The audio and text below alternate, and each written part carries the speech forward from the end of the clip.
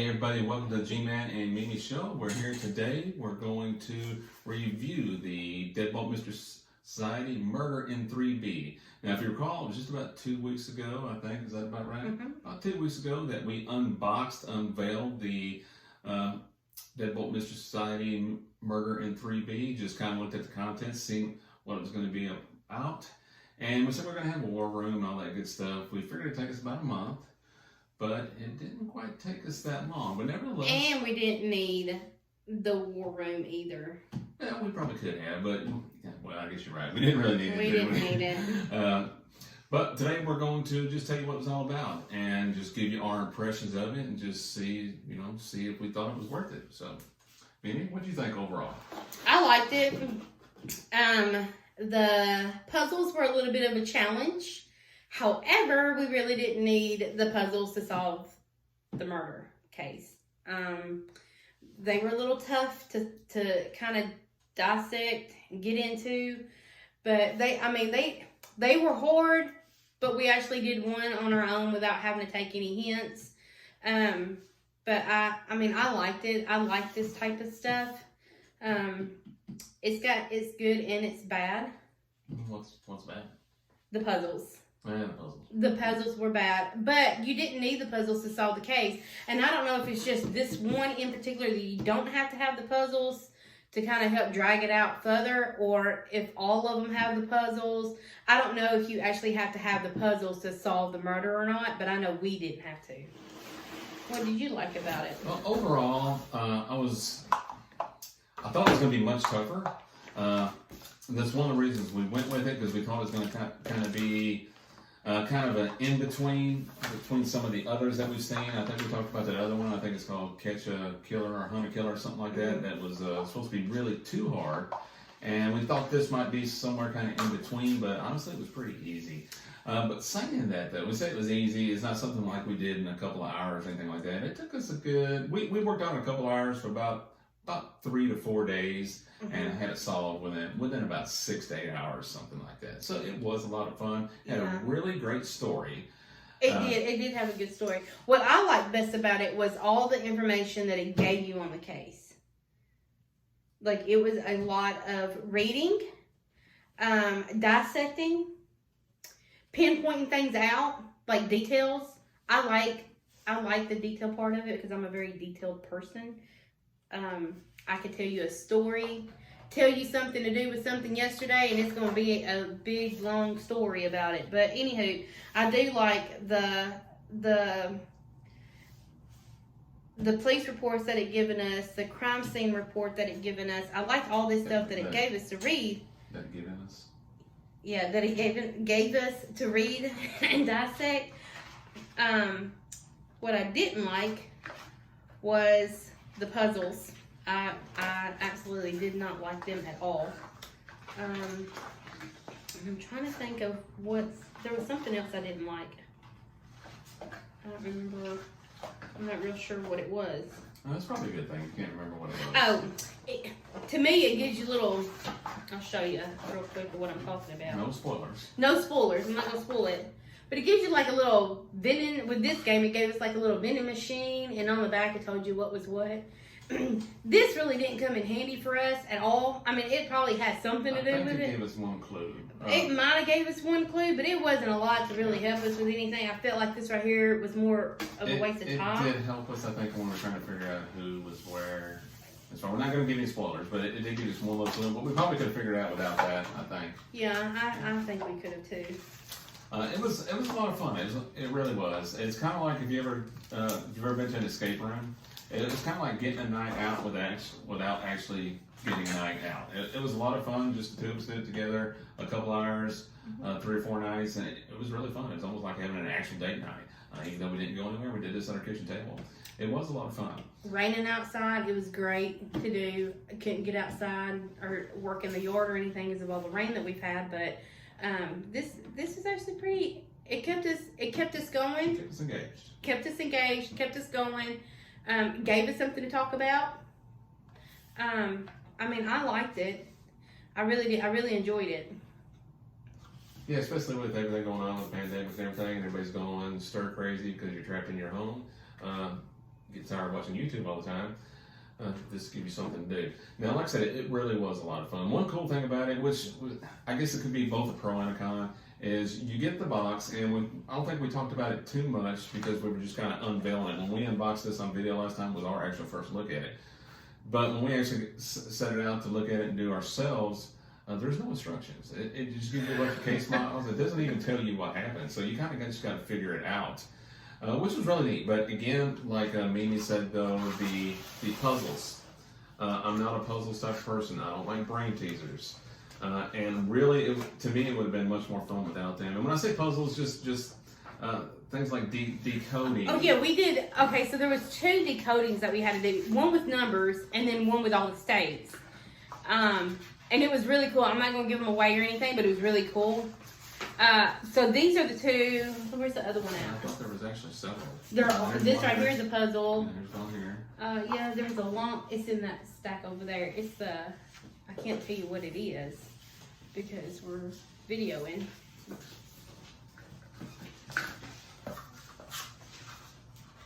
But yeah, it was one where it was basically just gibberish, basically. And here it is. But there it is. Just gibberish, basically. It looks like a crime scene report because it has somebody on there. But this right here is actually a puzzle. And you have to decode it. And this right here, it's got a bunch of numbers on it. And that's the puzzle. I figured these 2 out. They were pretty easy for me. I don't know if anybody else could figure this out, but for me it was actually pretty easy. I do not like brain teasers.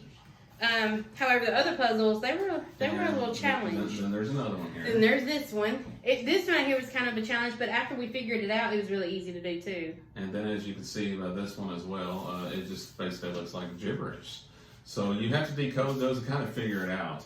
Now, what we did, they do have some great hint files, and the thing about the hint files are they don't give you the answer. They give you a slight indication of which direction to go. So what they did was help us point us in the direction. Okay, how do you make sense of this? And honestly, just like Mimi said, 3 of the 4 codes that we did really we didn't need because they didn't really tell us anything because we'd already figured out who the Magpie was. Yeah, who was basically the murderer, was he? Yes. Just give it away. But we did not. No, we didn't fully give it away. But once you have this, you'll see who Magpie is. But the puzzles themselves really gave you hints. But if you read all the case information and there's some dialogue in here through the victim's computer, you're kind of going to figure those things out anyway. So we did all the codes and we're able to decipher the messages. But honestly, they didn't really help us too much. The only one that was really challenging, the only hint file that actually helped us was when we got to the very end, and it's not actually included in the box. You actually had to solve a code, and then it would take you to a website, and then basically what it did was it gave us another code that we had to do. And even that hint file didn't solve it for us. It just say, you need to look in this direction. So that kind of helped us a little bit. That's the really only hint file that was helpful to us. Yeah. Now, once again, this was great. It really was a lot of fun.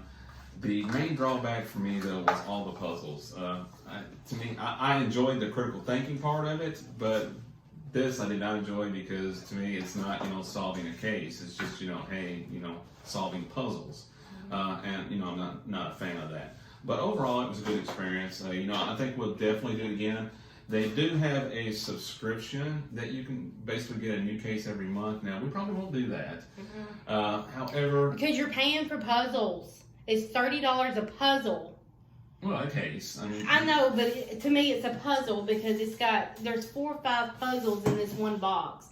And for us, we didn't have to have the puzzles to solve the case. But if you look at it from a different standpoint, you're spending $30 between 4 to 5 puzzles, and maybe even more depending on some of the other boxes that's not like this one, but some of them like that. And to me, I just don't want to spend $30 for a puzzle. Yeah, the puzzles, if I want to, do a word search, I'd go buy a word search or, a crossword puzzle or something like that. I just didn't enjoy those at all. I think we could, I think it could have been a very interesting game without that. I don't think they were needed. And like I said, really, we pretty much solved, who some of the perpetrators were. without the puzzles. puzzles. So we spent a lot of time trying to decipher puzzles, and then once we got the hint files, figured out how to solve the puzzles. It gave us information that we already knew anyway. So for some people though, maybe that makes it more fun, makes it more interesting. For us, not so much. Now, they do, like I said, they do offer a subscription where you can get a new case every month. We probably won't do that, but we'll probably do it again. We'll probably buy another case. I was thinking, maybe if we go on vacation or something, we take it with us. At night, instead of staying in the hotel room watching TV with nothing to do. Hey, maybe we can do another case. I think it'd be fun. Overall, it was a good experience.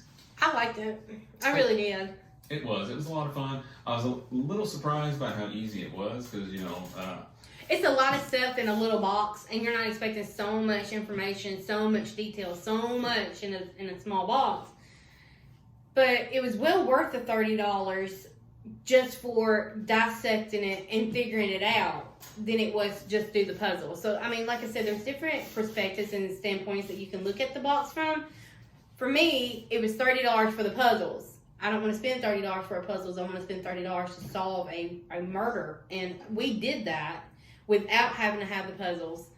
But like G-Man said, it's something to maybe consider, if you're going on vacation or something and nothing to do in the motel room at night, might be, something worth checking out. Yeah, I mean, it was definitely fun. I mean, roughly, counting shipping, it was basically $30. And we spent, a couple hours each night doing it. So if you figure going out, just one night, you're going to spend $30. So, it was definitely worth it. We had a good time. I don't think we'd want to do the subscription model, but nevertheless, it was a lot of fun, and we'll probably do another one. We're also going to be shopping around at other types of mystery games as well. Because maybe we can find one that doesn't have the puzzles and just case files. Because to me, that's what I really want to get into. I wanted to get into actually solving a case, which we did do that. But like I said, the puzzles just didn't. That took out some of the enjoyment for me anyway.